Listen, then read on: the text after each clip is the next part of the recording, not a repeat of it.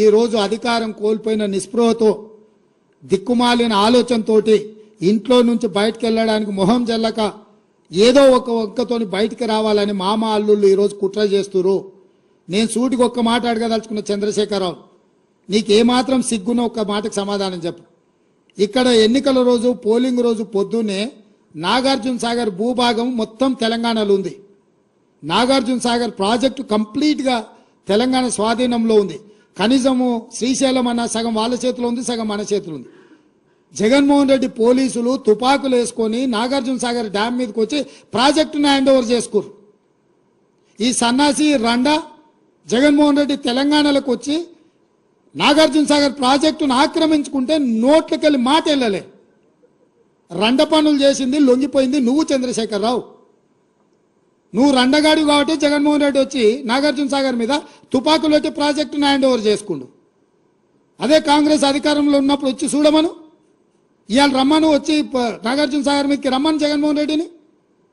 నువ్వు రండగాడివి, జగన్మోహన్ రెడ్డికి ప్రాజెక్టును తాకట్టు పెట్టి తుపాకులు తీసుకొని వచ్చి నాగార్జున సాగర్ డ్యామ్ను ఆక్రమించుకుంటే పల్లెత్తు మాట మాట్లాడలేదు.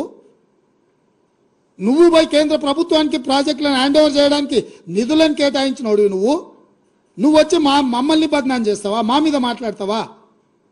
వాస్తవాలు ఇట్లుంటే అబద్ధాలతోని అధికారం కోల్పోయిన నిరాశ నిస్పృహలతోటి ఈరోజు మమ్మల్ని బదనాం చేసే కార్యక్రమం పెట్టాను. అందుకే నేను సూటిగా ఈ ఆధారాలు మీ ముందలు చెప్పి మీ ముందల మాట్లాడితే రేవంత్ రెడ్డి సెక్రటేరియట్లో సమావేశం పెట్టి చాలా మాట్లాడిండు. ఆయన కథ ఏంది, ఆయన కమామిస్ ఏందని ఆయన మాట్లాడతాడు. అందుకే నేను సూటిగా ఈరోజు మంత్రివర్గ సమావేశం అవుతుంది. అసెంబ్లీ సమావేశాలు ఎప్పటి నుంచి ఉంటాయో సాయంత్రం వరకు మీకు చెప్తాము. అసెంబ్లీ సమావేశాలల్లో వైట్ పేపర్ ప్రాజెక్టుల మీద రిలీజ్ చేస్తాం, ప్రాజెక్టుల హ్యాండ్ ఓవర్ మీద చర్చ పెడతాం. 48 గంటలు నువ్వు కోరుకుంటే ఇంకెక్కువ కావాలన్నా తలుపులు మూద్దాం, భోజనాలు అక్కడనే పెడతాం, బట్టలు తెచ్చుకో, మేము వస్తాం.